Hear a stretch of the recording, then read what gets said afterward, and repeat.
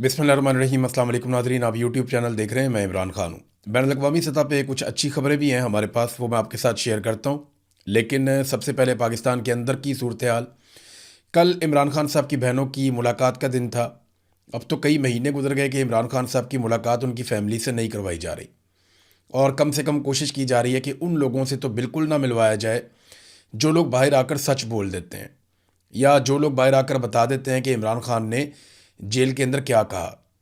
देखिए, कई लोग ऐसा है कि सामने आकर नहीं बोल पाते, लेकिन वो कम से कम टेलीफोन करके मीडिया के लोगों को, इमरान खान के सोशल मीडिया को या उनकी फैमिली को वो हकायक उन्हें बता देते हैं। तो उन लोगों पर भी मुकम्मल तौर पे पाबंदी लगा दी गई है। बल्कि अब इमरान खान साहब की मुलाकातें होती ही नहीं हैं। इमरान खान की बहनें गई थी मुलाकात करने के लिए, एक मरतबा फिर उनकी मुलाकात इमरान खान साहब से नहीं करवाई गई। अब ये आसिम मुनीर साहब का फ़ैसला है। इसके अंदर कोई मुझे कहेगा ना, अदालत है, सुपरिटेंडेंट है, नवाज शरीफ है, शहबाज शरीफ है, ये सारे कुछ नहीं बेचते। इनका ये फ़ैसला नहीं है, ना इनके पास इतना इख्तियार है, ना इनके पास इतनी ताकत है। ये पाकिस्तान के फील्ड मार्शल आसिम मुनीर का फ़ैसला है, और वो इमरान खान साहब से किसी सूरत भी मुलाकात नहीं होने दे रहे किसी की भी। इमरान खान साहब ने खुद कहा था कि अगर मुझे कुछ हो गया जेल में, या मेरी अहलिया को कुछ हो गया जेल में, तो बदला आसिम मुनीर से लेना, यानी आपने उनसे उनको पूछना, वो ज़िम्मेदार होंगे। ये इमरान खान साहब एक मरतबा नहीं, कई मरतबा कह चुके हैं। तो एक मायूसी भी है पाकिस्तान तहरीक इंसाफ में कि ये क्या हो रहा है, लोग क्यों नहीं निकलते। इमरान खान साहब की बहनों ने बुलाया सबको, लेकिन लोग पहुंचे नहीं, बहुत थोड़े लोग पहुंचे। मैं आपको बता दूं कि आम पब्लिक को उन्होंने ये दावत नहीं दी थी। उन्होंने ये इमरान खान की पार्टी के अहदेदारों को और पार्लियामेंटेरियंस को दावत दी थी, जिनकी अक्सरियत वहाँ पे नहीं पहुँची, जिसकी वजह से कुछ मायूसी भी थी इमरान खान साहब की बहनों में। उन्होंने बल्कि वकला के मामले में काफ़ी सख्त रद्दमल दिया। उन्होंने कहा ये वकला और सारी जो बार एसोसिएशंस हैं, ये बैठ कर क्या कर रही हैं, ये सहूलतकारी कर रहे हैं। याद रखें, ये अवाम नहीं भूलेगी। जो जो इन चोरों का, इन गद्दारों का, इन जालमों का साथ दे रहा है, अवाम उन्हें नहीं भूलेगी।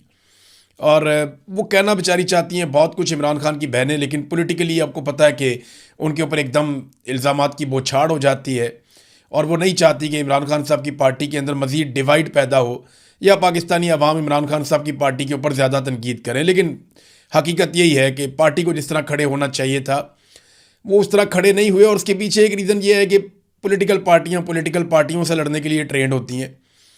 कोई ट्रेंड फ़ौज के साथ लड़ने के लिए उनकी तैयारी नहीं होती। तो यहाँ पे तो पाकिस्तान की मिलिट्री एस्टेब्लिशमेंट ने अपना सारा कुछ ही दाव पे लगा लिया। आज से पहले इतना खुलकर कभी पाकिस्तान की मिलिट्री एस्टेब्लिशमेंट अपनी बंदूक के साथ मैदान में नहीं आई, जितना खुलकर इस मरतबा वो मैदान में आए। हमने DGI SPR को सुना, उन्होंने क्या कुछ नहीं कह दिया। इमरान खान को ज़हनी मरीज़ तक कह दिया, टोला कह दिया, इंतशारी कह दिया, पता नहीं क्या कुछ वो कहते रहे। लेकिन पब्लिक ने उनकी बात एक कान से सुनी और दूसरे कान से निकाल दी, बल्कि पब्लिक ने सुनी नहीं। आप सोशल मीडिया पे उठा के देखें ना, ISPR को जितना पहले सुना जाता था, अब अगर आप उनके व्यूज़ देखें तो ना होने के बराबर हैं उसके मुकाबले में जो पहले उनके व्यूज़ होते थे। ये लड़ाई जो है ना, ये इक़्तिदार की लड़ाई नहीं है, ये उसूल की लड़ाई होनी चाहिए। आज पाकिस्तान तहरीक इंसाफ का मार खाने का टाइम है, तो उन्हें मार भी खानी चाहिए, और डट कर मार खानी चाहिए, इज्जत के साथ सर उठाकर मार खानी चाहिए। एक वक्त आएगा जब वो इस बात पे फ़ख्र करेंगे कि उन्होंने मुकाबला किया था, और जो लोग आज मुकाबला नहीं करेंगे वो मायूस होंगे कि हमने उस वक्त मुकाबला क्यों नहीं किया था। थोड़ी सी हम अगर गिरफ्तारी कर लेते या थोड़ी सी मार खा लेते तो कोई फ़र्क तो नहीं पड़ना था, हमारा कद बड़ा हो जाता, हम भी इसमें हिस्सा डाल लेते। एक वक्त आएगा, मैं आपको आज बता रहा हूँ, ये वक्त आएगा, कई लोग झूठी कहानियाँ भी उस वक्त सुनाया करेंगे।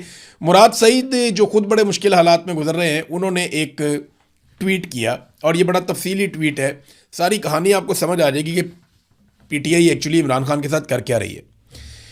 उन्होंने कहा जी, कैद तन्हाई में डालने से पहले वकला, अरकान असम्बली और पार्टी क़यादत के लिए अहकामात थे, ये इमरान खान साहब की जानिब से, कि अदालतों के बाहर धरना दें जब तक इंसाफ नहीं मिलता। इन सब को झंझोड़ झंझोड़ कर याद करा चुका हूँ। वकला के नाम भी सख्त पैगाम था, और क्यों ना होता। पार्टी ओहदों से लेकर असम्बली टिकट और बार इलेक्शन तक इमरान खान के नाम पर लड़े जाते हैं, लेकिन खान साहब के अहकामात के बावजूद अदालत के बाहर मुस्तकिल बिमा अरकान असम्बली धरना नहीं दिया जा सकता। पहले बारिश थी, फिर रमज़ान आ गया, अब गर्मी आ गई है। खान साहब की बीमारी, ड्रोन हमले, ऑपरेशन, बदलते हुए बैनुल-अक़वामी हालात, पेट्रोल की कीमतों में होशरुबा इजाफे, बेजा लगने वाले टैक्सेस, महंगाई के तनाजुर में तहरीक चलाने की सलाह दी। सिर्फ सूबा नहीं, मुल्क बंद करने का भी प्लान बना। इमरान खान की सेहत के मामले पर मुतहर्रिक होने की दरख्वास्त भी की। ऐवानों से इस्तीफ़े के ज़रिए हुकूमत से लेजिटिमेसी वापस लेने के लिए सबसे पहले अपने इस्तीफ़े की पेशकश भी की। मैं ये समझता हूँ कि इमरान खान की असीरी का जिम्मेदार इनमें से कोई फ़र्द नहीं है, बल्कि बैनुल-अक़वामी एस्टेब्लिशमेंट की ईमा पर बरसरे पैकार आसिम मुनीर, कानूनी और गैर कानूनी तौर पर उसके मातहत आने वाले इदारे और उसके इशारों पर नाचने वाली सियासी कुव्वतें। मगर क्या इमरान खान अपनी ज़ात के लिए कैद में है? क्या इसकी रिहाई के लिए अपनी पूरी कुव्वत से कोशिश करना भी किसी का फ़र्ज़ नहीं है? क़यादत से लेकर कौम तक किसी का भी नहीं है? अच्छा, ये बार बार मुराद सईद एक्चुअली बता रहे हैं कि जो कुछ उन्होंने पाकिस्तान तहरीक इंसाफ के साथ बात की, जो चीज़ें तय हुई, उनमें से कुछ भी नहीं हुआ। बल्कि उन्होंने बहुत सारी चीज़ें ऐसी की कि सियासी कमेटी खुद को मुहिब वतन साबित करने के लिए एमरजेंसी इजलास बुला सकती है, तंजीमी ओहदों के लिए नए नए नोटिफिकेशन कर सकती है, सूबाई हुकूमत फार्म 47 वज़ीर आज़म और सदर के साथ बैठ सकती है, कोर कमांडर हाउस का रुख कर सकती है। लेकिन जब इमरान खान साहब का सवाल होता है तो सियासी कमेटी का जवाब होता है कि तहरीक तहफ़्फ़ुज़ आईन पाकिस्तान इसका जवाब देगी। फिर उनका जवाब होता है PTI की क़यादत कहती है फैमिली जवाब देगी, और फिर वज़ीर आला पे बात आ जाती है। तो ये सलीमुल्लाह कलीमुल्लाह कलीमुल्लाह सलीमुल्लाह ही चल रहा है, ये मुराद सईद ने कहा। तो जब सारे फैसले अपने तौर पर किए जा सकते हैं तो तहरीक का फ़ैसला क्यों नहीं किया जा सकता? महज इसलिए कि इमरान खान की हदायत दरकार है, और जहाँ इमरान खान की हदायत मुयस्सर हैं वहाँ कई हीले और बहाने बनाए जाते हैं बेशुमार किस्म के। मान लेते हैं कि मंजिल एक है लेकिन तरीक़ाकार मुख्तलिफ है, तो एक दिन के नोटिस पर आप सब एक छत के नीचे बैठ जाएं, आए सारे बैठें, लाइव इजलास करें, उन्होंने ये कहा, और सारे मिलकर जो है वो फार्मूला डिस्कस करें और देखें कौम खुद एस्टेब्लिशमेंट के साथ इनका भी एहतसाब कर लेगी जो लोग 2 नंबरी करेंगे। तो अब मुराद सईद ने ना बड़े गिले शिकवे किए हैं, बहुत सारी ऐसी चीज़ें की हैं। 4 साल हो गए इमरान खान के साथ, ये हो गया। तो यहाँ तक मुराद सईद ने कहा कि जब मैंने बातचीत की, मैंने आवाज़ उठाई, तो ये कहा गया कि मुराद सईद तो पागल हो गया है। फिर मुझे सूबाई हुकूमत ने और वफाकी हुकूमत ने पैगाम दिया कि जनाब आप इर्रिवर्सिबल नुकसान पहुँचा रहे हैं तहरीक को। तो मुराद सईद ने कहा कि मैं इतना कहूँगा कि अल्लाह आपको मज़ीद आसानियाँ दे, लेकिन हमारे मकसद हमारी जद्दोजहद और हमारी ज़िंदगियों की कीमत पर नहीं, बिल्कुल भी नहीं। कोई फ़ैसला कीजिए, ये मुराद सईद ने अपील की अपनी पार्टी से। देखिए, मैं आपको सच बात तो ये है कि पाकिस्तान तहरीक इंसाफ में ज़्यादातर लोग समझते हैं लड़ाई लड़ने के काबिल ही नहीं है। ये नहीं, इतनी खौफनाक लड़ाई है। पॉलिटिकल पार्टियों से लड़ाई हो सकती है, लेकिन फ़ौज के साथ कौन लड़े? फ़ौज के साथ नहीं, एक्चुअली तो मिलिट्री एस्टेब्लिशमेंट के खिलाफ ये लड़ाई है। फ़ौज में भी ज़्यादातर लोग इमरान खान को पसंद ही करते हैं, लेकिन मिलिट्री एस्टेब्लिशमेंट फ़ौज को इस्तेमाल कर लेती है ना, बतौर अपनी ताकत के, बतौर अपने बाजू के। अब ये पॉलिटिकल पार्टी वो नहीं कर सकती जो फ़ौज कर सकती है, लेकिन जो पॉलिटिकल पार्टी कर सकती है वो कोई भी फ़ौज नहीं कर सकती। ये बात पॉलिटिकल पार्टी को समझ ही नहीं आ रही, और वो पॉलिटिक्स भी नहीं कर पा रहे, अपोजिशन भी नहीं कर पा रहे। ये उनका प्रॉब्लम है, वो डरे हुए हैं, सहमे हुए हैं बहुत सारे लोग। देखें, ये मार खाने का टाइम है पाकिस्तान तहरीक इंसाफ का, तो उन्हें इज्जत के साथ मार खानी चाहिए। वक्त बदल जाएगा, ये हमेशा ऐसा नहीं रहेगा, ये वक्त बदलेगा और किसी और तरह का वक्त आ जाएगा। इमरान खान मार खा रहा है वो इसलिए कि मिलिट्री एस्टेब्लिशमेंट को पाकिस्तान की सियासत से धकेल के बाहर निकालना चाहिए, और अगर ये काम हो गया, चाहे कोई भी पॉलिटिकल पार्टी करे, ये पाकिस्तान की एक बहुत बड़ी खिदमत होगी। बहरहाल अलीमा खानम ने कहा कि अगले हफ्ते के लिए कोई वादा उनसे किया गया है कि सुहेल अफरीदी अपनी पूरी जमात के साथ, यानी वहाँ पे 92 MPs हैं, वो कह रहे हैं जी हम अपने सारे MPs लेकर और मैं खुद भी बहनों के साथ अडियाला जेल के बाहर आऊँगा और दबाव डालेंगे कि इमरान खान साहब से उनकी बहनों की मुलाकात करवाई जा सके। फिर वहाँ पे वो धरना देंगे। पंजाब वाले MPs भी अगर आ जाए, देखिए अगर पार्लियामेंटेरियंस वहाँ पे आते हैं और दबाव डालते हैं, शदीद तरीन बैनुल-अक़वामी खबर बनती है, वो वहाँ बैठ जाते हैं, चाहे उन पर तशद्दुद हो, उनको गिरफ्तार किया जाए, इतनी बड़ी तादाद में जब वो वहाँ पर होंगे तो आलमी सतह की खबर बनेगी और प्रेशर बढ़ेगा पाकिस्तान की मिलिट्री एस्टेब्लिशमेंट पे कि कोई मुलाकात करवाई जाए, और फिर मुमकिन है कि उस दिन ना हो तो उसके बाद मुलाकात हो जाए, तो ये बड़ा प्रेशर बन सकता है। नाज़रीन, पाकिस्तान से एक खबर और है, लेकिन उस खबर से पहले मैं आपको ये बता दूं कि ये जो सूबाई हुकूमत बनी है ना, सुहेल अफरीदी इनकी कैबिनेट, ये मुराद सईद साहब की मर्ज़ी से बनी है। यानी मुराद सईद के अपने लोग हैं, ये उनके बहुत ताल्लुक़ वाले लोग हैं, लेकिन मुराद सईद ने अब इन्हीं से गिला शिकवा किया। इसका मतलब ये है कि अब ये उस रास्ते पर कम से कम नहीं है जिस रास्ते पर मुराद सईद है। ये बज़ाहिर दिखाई दे रहा है मुराद सईद के गिले और शिकवे से। बहरहाल कोर कमांडर कॉन्फ्रेंस हुई पाकिस्तान में, और ये बड़ी इंपॉर्टेंट होती है, जब भी होती है इसमें से खबर निकलती है कि अब किस तरफ को मामला जा रहे हैं। तो कोर कमांडर कॉन्फ्रेंस का जो एलामिया आया ISPR की जानिब से, मैंने उसको 2 मरतबा पढ़ा और मुझे काफ़ी दुख हुआ कि उसमें भारत ने जो पाकिस्तान का पानी रोका उसका तस्करा नहीं है। देखिए, ये उन्हें बताया जाना चाहिए और ये बात जो है वो एलामिया में भी होनी चाहिए थी और भारत को वाज़ेह पैगाम कोर कमांडर कॉन्फ्रेंस में से जाना चाहिए था। अक्सर पाकिस्तानियों को पैगाम दे दिया जाता है, अफ़गानियों को पैगाम दे दिया जाता है, भारतीयों को भी मार्का हक के बारे में पैगाम दिया गया, लेकिन जो बड़ा मसला है वो ये है कि भारत ने पाकिस्तान का पानी रोका हुआ अपने डैम भर रहा है और ये पाकिस्तान के हिस्से का पानी है, ये भारत का नहीं है। तो कोर कमांडर कॉन्फ्रेंस के एलामिये के अंदर भारत की जानिब से पानी रोके जाने की ना सिर्फ मजम्मत होनी चाहिए थी, बल्कि फिलफौर पानी खोलने का मुतालबा होना चाहिए था और इस पर पाकिस्तान की हुकूमत को एक बड़ा सख्त मौक़िफ़ लेना चाहिए। अब आ जाए नाज़रीन बैनुल-अक़वामी ख़बरों की तरफ। तो वहाँ पे पहले तो अमेरिका ने किया था ऑपरेशन एपिक फ्यूरी। अब उसके बारे में वो नाकाम हो गया ऑपरेशन। कामयाब होता तो पूरी दुनिया मान लेती। अमेरिकन मीडिया खुद मानता है, अमेरिकन खुद मानते हैं कि एपिक फ्यूरी एक नाकामी है और ईरान को उसके अंदर कामयाबी मिली है। ईरान ने साबित किया है कि वो मजबूत मुल्क है और इतने आराम से उस पर कब्ज़ा नहीं किया जा सकता। अमेरिका अपना कोई भी हदफ हासिल नहीं कर सका। बिलाखिर जो अमरीकी वज़ीर ख़ारजा हैं मार्को रूबियो, उन्होंने स्टेटमेंट देते हुए इस बात का एतराफ़ किया कि ऑपरेशन एपिक फ्यूरी ख़त्म हो चुका है। और अब उसके बाद एक और ख़बर आई है, लेकिन उससे पहले मैं आपको मार्को रूबियो का स्टेटमेंट एक बता दूं। उन्होंने कहा जी आबनाए हुर्मुज़ ईरान की मलकियत नहीं है, ईरान को इसे बंद करने, बहरी जहाज़ तबाह करने और बारूदी सुरंगें बिछाने का कोई हक हासिल नहीं है। इस मसले को हल ना किया तो ये मामूल बन जाएगा। हम किसी सूरत ये तस्लीम नहीं कर सकते कि आबनाए हुर्मुज़ से गुजरने के लिए ईरानियों को टैक्स देना होगा। अगर ऐसा हुआ तो पूरी दुनिया में ये रवाज पड़ जाएगा। अक़वाम मुत्तहिदा समेत पूरी दुनिया को इसका बंदोबस्त करने के लिए हमारा साथ देना चाहिए। देखिए, मार्को रूबियो बात गलत नहीं कर रहे। ये अगर इस तरह टैक्स लेंगे ममालिक, तो फिर पहले भी बहुत सारे ममालिक ले रहे हैं, लेकिन वो उनके बीच में से जो जाता है रास्ता, वहाँ से वो ले रहे हैं। दोनों तरफ मुल्क है, बीच में रास्ता है, वहाँ से वो टैक्स ले रहे हैं। तुर्की भी एक जगह टैक्स लेता है बासफोरस पे, एक जगह पे ये स्वेज़ कैनाल है, वहाँ पे टैक्स लेता है मिस्र, और जगहों पे भी टैक्सेस हैं दुनिया में। लेकिन बहुत सारी जगह जो हैं वो टैक्सेस के बगैर हैं। आबनाए हुर्मुज़ भी उन जगहों में से एक जगह थी। एक तरफ ओमान है, एक तरफ ईरान है, तो बीच में से यहाँ से जहाज़ गुजरते थे फ्रीली, कोई टैक्स नहीं था। मार्को रूबियो कहते हैं ये कैसे हो सकता है, वो वहाँ टैक्स लगा रहे हैं, फिर तो पूरी दुनिया ये सिलसिला शुरू कर देगी, ईरान का कोई हक नहीं यहाँ पे जहाज़ों को तबाह करे। तो उसूली तौर पे आप देखें तो ये बात एक तरह से ठीक है, लेकिन क्या अमेरिका को ये हक है कि वो जिस मर्जी मुल्क के ऊपर अटैक कर दे? बड़ा सवाल ये है कि ईरान ने ये काम क्यों किया। इससे पहले तो ईरान ने ये कभी नहीं किया था। ईरान ने यह काम पहली मरतबा किया और तब किया जब ईरान की सरजमीन के ऊपर अमेरिका ने शदीद बमबारी की। इससे पहले अमेरिका इराक के ऊपर बदतरीन बमबारी कर चुका है। शाम के हालात आपके सामने, वहाँ पे बहुत खौफनाक अटैक हो चुका है और इसराइल के साथ मिलकर अमेरिका ये अटैक करता है। तो लीबिया के अंदर जो कुछ हुआ वो भी आपके सामने है, जो इस वक्त सूडान में हो रहा है वो आपके सामने है, जो गाज़ा में हो रहा है वो आपके सामने है, जो अमेरिका ने वियतनाम में किया वो भी आपके सामने है, जो अफ़गानिस्तान में अमेरिका ने किया वो भी आपके सामने है। तो अब ईरान के ऊपर भी अमेरिका ने ऐसे ही अटैक कर दिया। तो अगर ईरान को यह हक नहीं है कि वो अपने करीब से गुजरने वाले पानी को कंट्रोल करे, तो अमेरिका को यह हक कैसे मिल जाता है कि वो दुनिया के दूसरे कोने से उठकर आए और आकर किसी भी मुल्क को, उसके निज़ाम को कंट्रोल करे? सवाल तो ये भी पैदा होता है ना। मार्को रूबियो की बात में अगर लॉजिक है तो फिर मार्को रूबियो को इस बात का भी दुनिया को जवाब देना पड़ेगा। अब आ जाए नाज़रीन इस बात पे कि डोनाल्ड ट्रंप का ये जो मैंने आपको अभी कहा कि जो प्रोजेक्ट फ्रीडम है वो नाकाम हो गया, वो कैसे हुआ?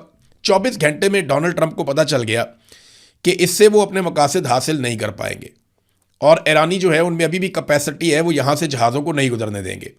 डोनाल्ड ट्रंप का अंदाज़ा ये था या उन्हें ये बताया गया था कि हम दुनिया भर के बहरी जहाज़ों को एक साथ कायल करेंगे और हम अमेरिकन उनके साथ जुड़ेंगे, अपने जंगी जहाज़ों को भी लेंगे, अपनी फ़ौजी ताकत को भी आसमान में रखेंगे, हमारे बहुत सारे हेलीकॉप्टर्स और बहुत सारे जहाज़ हवा में मौजूद रहेंगे और बड़ी तेज़ी से हम मूव कराएंगे। सारी दुनिया जब हमारे साथ चलेगी तो ईरान के ऊपर प्रेशर आएगा और हम ये अनाउंस कर देंगे हमने आबनाए हुर्मुज़ को खोल दिया और ईरान दुनिया भर के बहरी जहाज़ों पे अटैक नहीं कर पाएगा। ये उनके दिमाग में था, लेकिन अमेरिका के ऊपर तजारती बहरी जहाज़ों के हमले ने एतबार ही नहीं किया।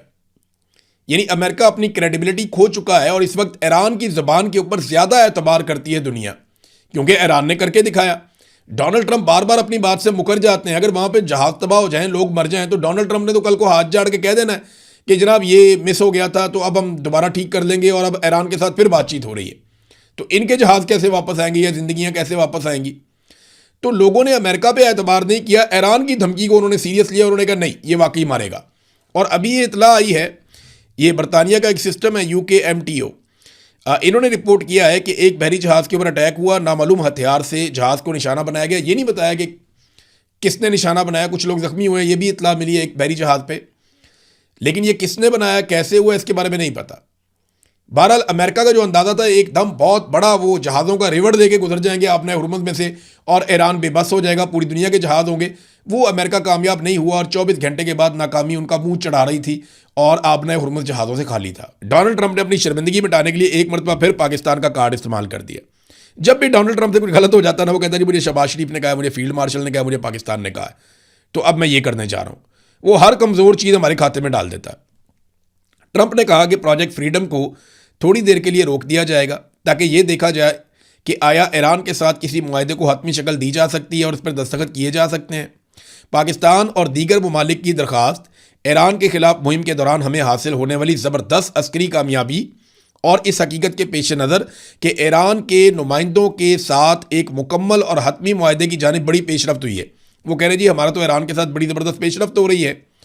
तो हमने बामी तौर पर इत्तफाक किया कि अगरचे नाकाबंदी नाफज रहेगी, जो पहले लगी हुई है नाकाबंदी, वो हम जारी रखेंगे, ताहम प्रोजेक्ट फ्रीडम, ये 24 घंटे के अंदर डोनाल्ड ट्रंप ने कह दिया, आपने हुर्मुज़ से जहाज़ों की नकलो हरकत को मुख्तसर मुद्दत के लिए रोक दिया जाए ताकि ये देखा जा सके कि आया इस मुआहदे को हतमी शक्ल देकर दस्तखत किए जा सकते हैं या नहीं। ये ट्रंप ने कहा जनाब कि हम इस ऑपरेशन को भी रोक रहे हैं। पहले ऑपरेशन एपिक फ्यूरी नाकाम हो गया, ख़त्म हो गया, अब प्रोजेक्ट फ्रीडम जो है वो भी नाकाम हो गया और डोनाल्ड ट्रंप ने उसे ख़त्म कर दिया, उसका ऐलान कर दिया। दावा यह किया कि ईरान के साथ हमारे कोई मुज़ाकरात बड़े कामयाब हो गए। अब यहाँ पे आप ईरानी सदर का स्टेटमेंट सुने ताकि आपको आइडिया हो जाए कि क्या वाकई मुज़ाकरात कामयाब हो रहे हैं। तो ईरानी सदर डॉक्टर मसूद पशकियान ने कहा कि ईरान पर अमेरिका के मुतालबात नामुमकिन हैं। हमारा मसला यह है कि एक तरफ तो अमेरिका हमारे मुल्क के ख़िलाफ़ ज़्यादा से ज़्यादा दबाव की पॉलिसी पर गामजन है, मैक्सिमम प्रेशर डाल रहा है, और दूसरी तरफ ये तवक्को रखता है कि इस्लामी जमहूरिया ईरान मुज़ाकरात की मेज़ पर आए और बिलाखिर अमेरिका के यकतरफा मुतालबात के सामने सरेंडर कर दे। जबकि इस तरह की मसावात नामुमकिन, यानी ये नहीं हो सकता, ये नामुमकिन है, ये नामुमकिन है, 2 मरतबा उन्होंने कहा। एक तरफ ईरानी सदर कह रहे हैं कि अमेरिकन मुतालबात को तस्लीम करना नामुमकिन है, दूसरी तरफ डोनाल्ड ट्रंप अपनी खिफत ऐसा लगता है कि मिटा रहे हैं और वो ये कह रहे हैं कि जनाब पाकिस्तान के कहने पे क्योंकि बहुत बड़ी कामयाबी हो गई मुज़ाकरात में, लिहाजा हम प्रोजेक्ट फ्रीडम मनसूख कर रहे हैं या उसको रोक रहे हैं। ये नादरीन हालात पैदा हो गए डोनाल्ड ट्रंप के लिए। एक और नादरीन यहाँ पे खबर है, और वो खबर है जो ईरानी मीडिया है ना, जो सरकारी मीडिया है, उन्होंने डोनाल्ड ट्रंप के स्टेटमेंट के ऊपर एक रद्द अमल जारी किया है ईरान की जानिब से। उन्होंने कहा जी कि आबना हुर्मुज़ से निमटने में अमेरिका की नाकामियों के बाद डोनाल्ड ट्रंप ने नाम नहाद प्रोजेक्ट फ्रीडम को मुअत्तल करने का ऐलान कर दिया है, जिसे उन्होंने बज़ाहिर इसलिए शुरू किया था कि जहाज़ आबना हुर्मुज़ से गुजर सकें। अपने मंसूबे की नाकामी को किसी न किसी तरह छुपाने की कोशिश में ट्रंप ने अपने मामूल के झूठे दावों को जोड़कर लिखा है, पाकिस्तान और दीगर ममालिक की दरख्वास्त पर और ईरान के खिलाफ हमारी कार्रवाइयों में हासिल होने वाली नुमायां अस्करी कामयाबी, आगे ना डोनाल्ड ट्रंप का स्टेटमेंट उन्होंने पूरा का पूरा कॉपी कर दिया है। तो वो ये कह रहे हैं कि डोनाल्ड ट्रंप ने झूठ बोला, ऐसा कुछ नहीं हुआ, कोई ऐसी डेवलपमेंट नहीं हुई जिसकी बुनियाद के ऊपर डोनाल्ड ट्रंप इतना बड़ा दावा कर सके। नाज़रीन, ईरान ने खबरदार किया है कि आपने हुर्मुज़ से गुजरने का जो वाहिद महफूज रास्ता है वो वही है, वही कॉरिडोर है जो ईरान ने मुकर्रर किया है, वहीं से सारे जहाज़ों को गुजरना होगा। किसी और रास्ते से जहाज़ जाएंगे तो वो ख़तरे में होंगे और ईरानी नेवी जो है वो सख्त कार्रवाई भी करेगी। वैसे भी वहाँ पे बहुत सारी जगहों पे बारूदी सुरंगें हैं पानी के अंदर, और इतनी बारूदी सुरंगें हैं कि उनसे जहाज़ तबाह हो सकते हैं। लिहाजा जहाज़ों को उसी रास्ते पे आना होगा जो रास्ता ईरान जहाज़ों को बता रहा है। ये भी तो एक पंगा है ना, पानी में बेशुमार बारूदी सुरंगें उन्होंने बिछा दी हैं। अब वहाँ कोई भी जहाज़ अचानक टकरा जाए और वो फट जाए तो उससे जहाज़ को नुकसान हो जाएगा। लिहाजा इससे बचने के लिए उसी कॉरिडोर में आना पड़ेगा जिसका ईरान को पता है, और वहाँ पे बिल्कुल महफूज है पानी का रास्ता और वहाँ कोई नुकसान भी नहीं हो सकता। लिहाजा ईरान ने ये एक स्टेटमेंट दिया है। एक और चीज़ मैं आपको बताऊँ, जो गुज़िश्ता रात थी ना, एक तो ये अभी रात गुजरी है और एक इससे पिछली जो रात थी, उस रात को बहुत ज़्यादा मूवमेंट थी आबना हुर्मुज़ के ऊपर, मिडल ईस्ट में अमरीकी तैयारे बहुत ज़्यादा गश्त कर रहे थे, बहुत ज़्यादा फिर रहे थे। लेकिन जो अभी रात गुजरी है इसमें कुछ ऐसा नहीं हुआ। इसमें बिल्कुल एक खामोशी थी, जो एक बड़ी अच्छी बात है। अमरीकी एयरफोर्स के 2 तैयारों के हवाले से ये इतला भी आई, ये टैंकर्स हैं, यानी ये फ्यूल भरते हैं हवा के अंदर ही, और ये सपोर्टिव अमेरिका के तैयारे, अमेरिकन एयरफोर्स के। तो ये 2 तैयारों के हवाले से इतलात आ रही हैं कि उन्होंने एमरजेंसी सिग्नल भेजे थे, मगर अभी तक उनके बारे में कुछ अंदाज़ा नहीं है कि वो कहाँ गए, क्या वो तबाह हो गए या कहीं इमरजेंसी लैंडिंग हो गई उनकी, या उनको रेस्क्यू कर दिया गया। मेरे ख्याल में नेक्स्ट वीलॉग तक हमारे पास काफ़ी तफसीलात आ जाएंगी, मैं आपके साथ शेयर करूँगा। बहरहाल अभी तक आबने हुर्मुज़ पे ईरान का कंट्रोल है, और डोनाल्ड ट्रंप ने अपने प्रोजेक्ट फ्रीडम की नाकामी का एक तरह से ऐलान भी कर दिया है। अब तक के लिए इतने ही, अपना ख्याल रखिएगा, अपने इस चैनल का भी। अल्लाह हाफिज़।